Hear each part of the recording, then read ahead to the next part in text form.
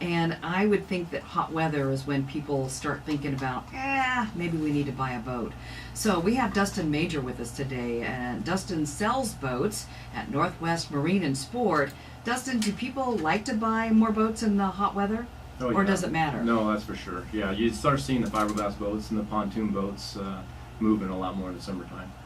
We fish in boats year round, but definitely the pontoons and the fiberglass family runabouts is hot weather is a good thing. Yeah, it is, isn't it? And shade, though. Boats got to have shade of some type, don't they? You can work on that. You know, Yeah. they'll have bimini tops, and you know the pontoon boats have real large bimini tops, so it's your own personal floating dock. You just go out there and you turn off the motor and you float down and sit in the shade and have your lunch or whatever you're doing, and yeah, it's always a good time. Oh man, I like those thoughts. That's really nice. Okay, so let's talk a little bit about the types of boats that could be out on the Columbia River or the Snake River. What kinds of boats? You mentioned pontoon boats. Yeah, there's fiberglass family runabouts. A new thing this year, as far as a couple lines that we carry in Glastron and Chaparral, is the fiberglass jet boats. It's a boat that allows you to run shallow. You don't have to worry about the turn of a prop as far as the kids being in the back as a safety thing. But they definitely nice for your wakeboarding and tubing and skiing and stuff like that. Aluminum fishing boats, everything from 13-footers with little 8-horsepower motors on the back that you run by hand, you know, as a tiller handle, up to 26-foot ocean-going type boats. And so we have about everything here. How many boats do you have on your lot? We've got over 100 new boats on the lot and probably a little over 30 used boats on the lot right now. Well, So I think the whole idea of a used boat is that made some people perk up their ears a little bit because, you know, the difference between a new boat and a used boat could be quite a few dollars. Yeah, it is. We've got stuff ranging, you know, from $10,000 in a used fiberglass boat up to $25,000 in a fiberglass family runabout summer type boat. We have a couple that if someone's like mechanically inclined and maybe wants to change upholstery or work on the motor a little bit, they're a couple $1,000s. I mean, the hulls are sound and maybe even the motor's good. It just, you know, it's been out in the sun and needs some little upholstery work, stuff like that. So a wide variety of prices. Do you sell any sailboats? Not sailboats. No. So everything is a motor. Yes. Okay. Yeah. All right. There are like at least two we were talking about at places where you can buy boats in the Tri-Cities. So there are other options as well. Let's talk a little bit about boating license. And this is more for people who are brand new to boating, so they understand what they may need if they want to think about boating. Who needs a boating license? Basically, everybody who's operating a boat eventually is going to have a boater safety card. You can contact the Coast Guard Auxiliary, and they've got some classes coming up. I believe there's one coming up in June. And that's to take a test to allow you to operate a boat. As far as the boat licensing itself, we handle that as a dealership as far as getting the boat itself registered. But no, definitely, and I believe it's next year, January 2016, I believe it's like 70 years and younger has to have a boater safety card to operate a motorized boat. At that vessel. stage, 70 or under. Yeah. I think it should be everybody across the board. Come on. Grandpa's going to do all the driving. That's right. That's funny. Okay. And those are not very expensive, and they're not actually very time-consuming, and, I mean, it's good information. Yeah, and you can do it online, or actually they will have a class, so you can go in and do kind of more of a hands-on, you know, person-to-person type thing, and they help you. You do have to take a test at the end. You have to pass a test, and there is a fee, and I believe it's $35, I believe. Don't quote me on that. But then if you do take the class, they'll help you get through it and make sure you know the answers, you know, ones you got wrong, and work you on your boater safety cards. So. Well, I want to talk a little bit about family boating and first-time boaters. People who maybe didn't grow up here or maybe didn't grow up boating in their family as a youngster, look at boating. Here we are in the Tri-Cities, and we've been talking about this jewel of the river that's really like a lake. And so we are just a prime area for having boats. Do people come in that are first time? You know, I would think that some people stay away from boating because they're feeling that they don't know enough about it. Yeah, that's for sure. And I think that they just need to come out and visit, like our shop, for example. we kind of narrow down what someone's interested in. You know, how many people, what type of boating are you doing? You're tubing, skiing, fishing. You know, what's your aspects? What do you want to do? And then we help you steer you towards a boat, and then take you out in that boat, let you run it, show you how to even back the trailer up, get it off the trailer. You know, kind of some general stuff, rules of the river, just generally speaking. And then when you purchase, we take you out, you know, again, and kind of go through the same thing, and just make sure everyone's comfortable operating the boat and how it is. And it seems intimidating if you've never done it, but really pretty simple. There's a couple simple tips where you just, you know, take your time and be patient, and you know, talk to other people, and it's a good time. It's a good time if you've never done it. We have people that come in all the time and say, "Oh, that's just great. Thanks for showing me how to back the trailer down." And you know, just simple things like that. That if you haven't done it, could be intimidating, but for the most part, it can be real enjoyable.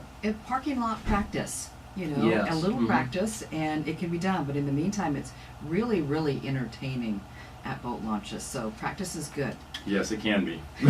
All right, let's go ahead. All right, so we're talking about new family boaters, and so what can a family get into a boat? You know, something that's maybe under 20 feet. You know, you can get the new ones starting about 25,000, say an 18-footer inboard outboard for the family. You can, like I said, you can get the used ones, so something that's a decent first-time boat for the 10,000 range. And then it's kind of sky's the limit from there. Some of the newer fiberglass jet boats, they're doing all of your, it matters the features. I mean, they've got touchscreen dashes and ballast tanks for wakeboarders and surfers and stuff like that. And you can get in the 22, 24-foot range like that for the, you know, 70s. It just kind of matters what someone really wants. So what we try to do is when they come in, we try to really ask them some questions. And if you've never boated before, tell me, you know, what's intriguing to you? Is it the tubing? Is it the skiing? Is it the family just wants to be the whole grandkids on the water for the day, and then, you know, might steer you towards a pontoon boat or something like that. So it's really everybody needs a couple boats, because, you know, Do you? Yeah, you get your big pontoon boat. It's your personal dock with everybody. Excuse me, and then you get your, you know, little fishing boat that you take off from there, or the family runabout from there. But no, so we really try to get you in a boat that's something that's going to work for you, and not just here's a boat, you know, there you go. What will work for you, and what's going to be comfortable for you. So you said, how many new boats do you have on? Over 100 new boats on the lot. Over 100. What's your most expensive boat on the lot right now? We've got a 26-foot Weldcraft Cuddy King. Its sale price is about $144,000. 144. Is that new, you say? That is a new one, and Yeah. it's got a sleeping, what they call a cuddy up front. It's got a heater, a cooktop stove, refrigerator, a bathroom, fishing stuff, you know, self-bailing deck, fishing stuff like that. And that's kind of people run around here with them, but not as often. A lot of guys like that will maybe fish around here a little bit during the salmon season, but they're taking it off the coast and doing some tuna and salmon over on the coast and stuff like that. So. Wow, it sounds beautiful. It sounds like it would be fun just to even look at it. Yeah, it's a nice one. They're fun just to run on the water around here, and you turn a lot of heads when you drive a big boat like that. Oh boy, you do. Yeah. Well, what's your least expensive boat on the lot, do you think? New, you're probably a little, it's a 15-footer, say, and you're going to be in that $4,500 range. Yeah, you know, you got a motor. That's just the boat and the trailer. So you add a motor, put you in the $6,500 range, and that's just you know, two-person. Maybe I'm just running along the shorelines, go up the Yakima River, going over to the lakes. You know, some of the area lakes around us, stuff like that. It's just so fun to get out on the river, so anything. Why don't we take a break right here, and we'll be back to talk about some other things that might be helpful if people knew about the river as it relates to boating. Very specifically, I want to talk to Dustin about shallow water and how to avoid screwing up a prop. We're back in a minute here. This is News Talk 870. My guest today is Dustin Major, and he sells boats at Northwest Marine and Sport. And we were talking just before the break. I wanted to share with people about some of the issues about boating on a river. They're a little bit different than a lake. Generally, when people think about a lake, it's once you put the boat in, I mean, it's deep. That's what people think.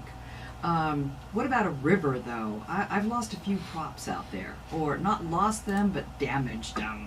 Yeah, I know we do see that in the service department. You've got to know the river.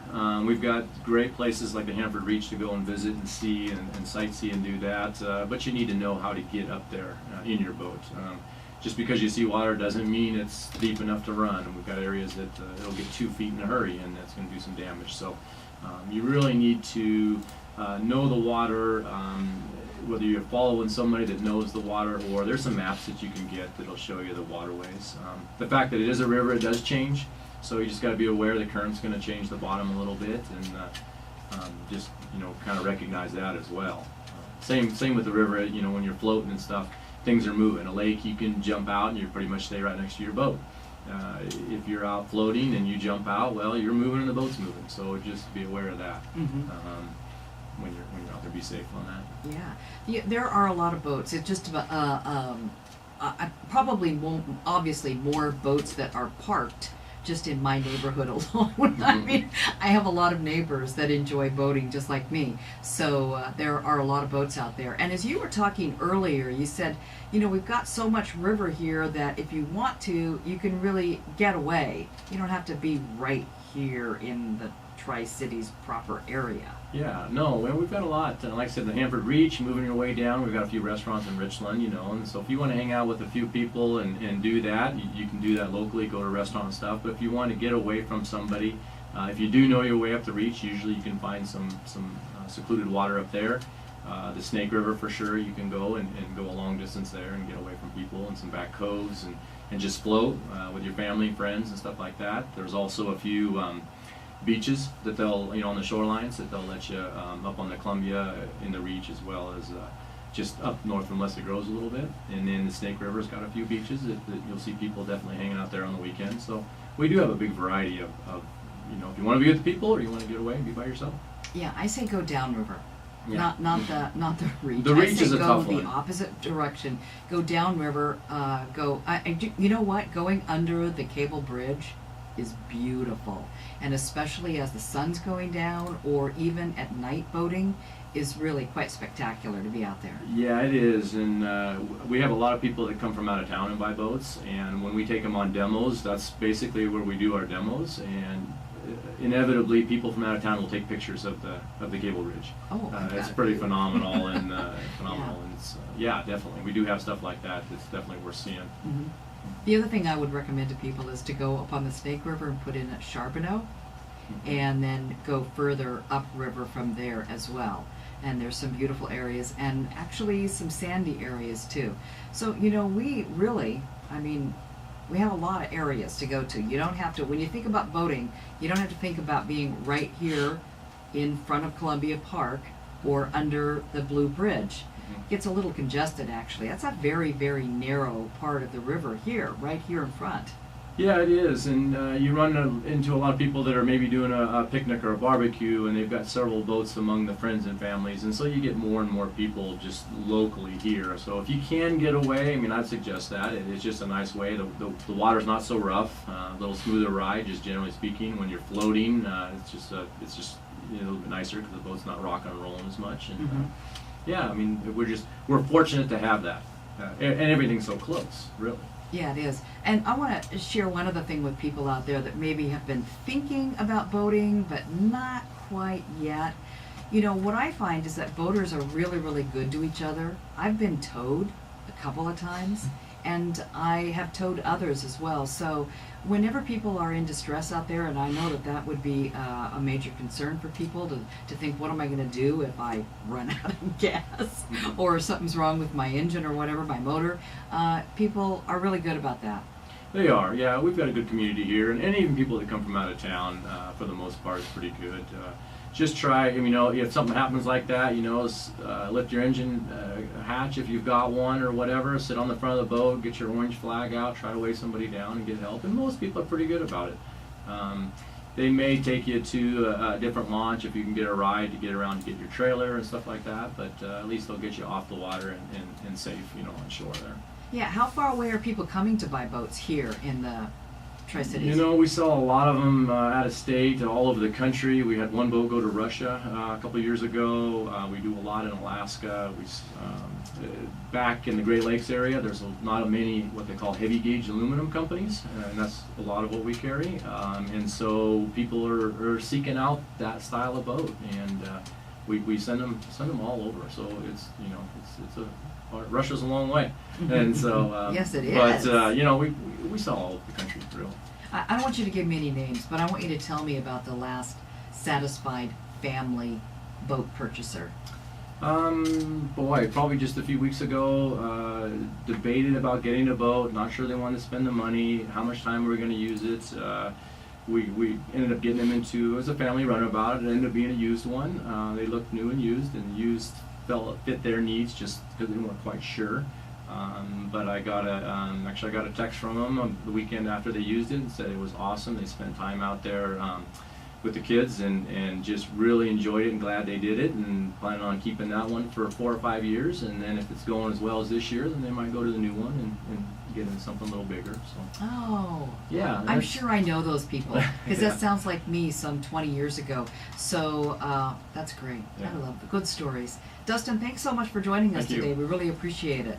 And we'll wave to people out there on the water when we see them. Okay. We're back in just a moment. This is, you know what? It's May 28th, coming up to the end of the month here.